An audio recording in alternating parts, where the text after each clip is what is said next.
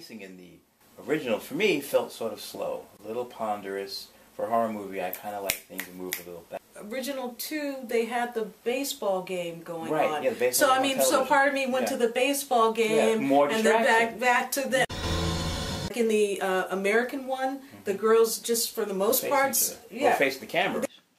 See, I enjoy this beginning so much stronger. That's so it's important. It's sort of like a communication with the audience, Definitely. even though they're looking at this unseen screen. Absolutely. Almost like you are the television coming after. And now you see that very dark, even her clothes, definitely. her top, she's wearing a black top, Mm-hmm. you know, and even the slant of her head. It's just very... So that slow pushing on the face as the story gets more and more ominous, that's really very powerful. And you can see the rain through the window. The main character, you don't see her face. It's like the friend is talking to us. So we're getting the same creeps. The atmosphere alone just works better to be more creepy and to pull you into this kind of, you know, the horror movie you're supposed to be watching. When you think of horror, people are stripped down and dealing with survival and the basics. So having this set be so stripped down. I keep looking at all the stuff in the background. I do like this wrestling and her underneath, because it looks ominous to have the friend, this force on top of her.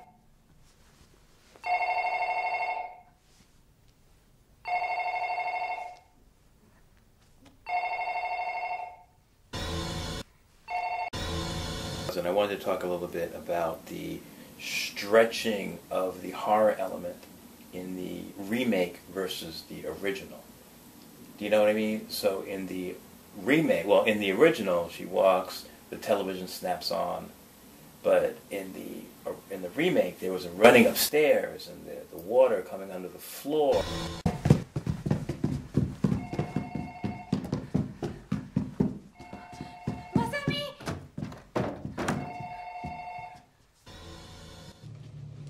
And yes, the friend is wearing socks and shoes.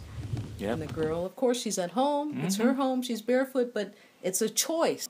They had to say, I want her barefoot.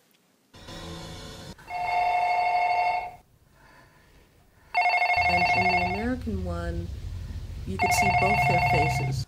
Which is so much better. When you watch the remake, I think the tension works better.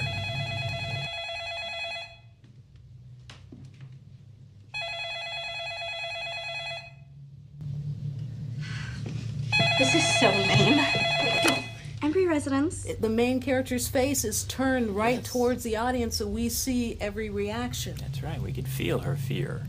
I mean, in the remake, it was also just good is that the imagery loomed larger.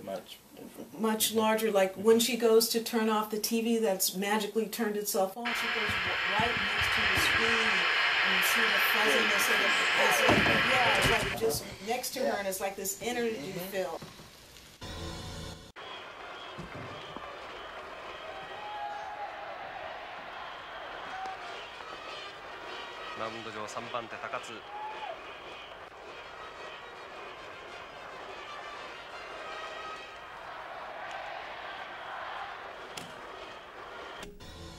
They also, in the American remake, added more elements to the effect of this thing that is happening. It's harder to tell you what kind of...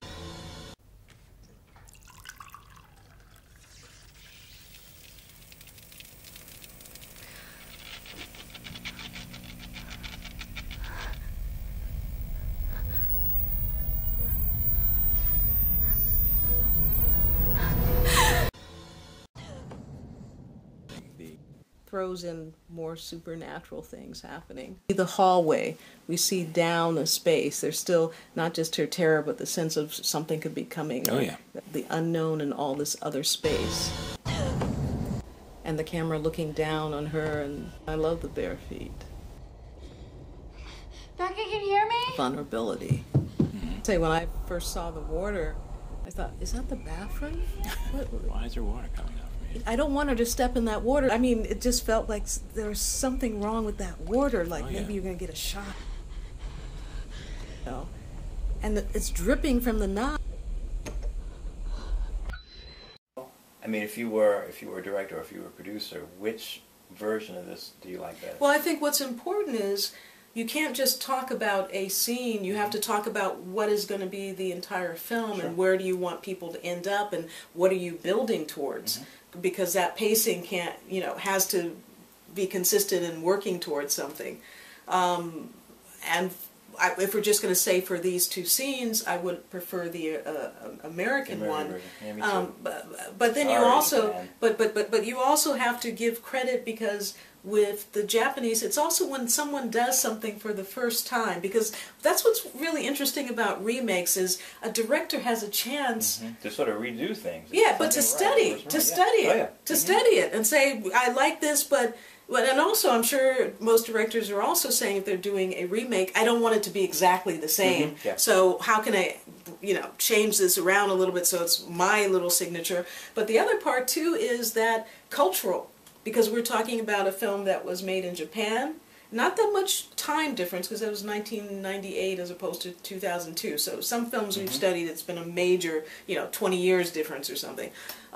So I don't think it's so much the time, but just the Japanese culture that was being depicted. Though there are, you know, goth Japanese and there are punk and what, but they chose the more kind of innocent, you know, part of, you know, Japanese culture. We're going to be introduced to who actually is the main character, who's going to be sort of investigating while her own life is being impacted by this. And those are key directorial choices that every director has to make to show the audience who the main character is and to pull us into them as quickly as possible. So this should be interesting. Okay, so we'll see you next time.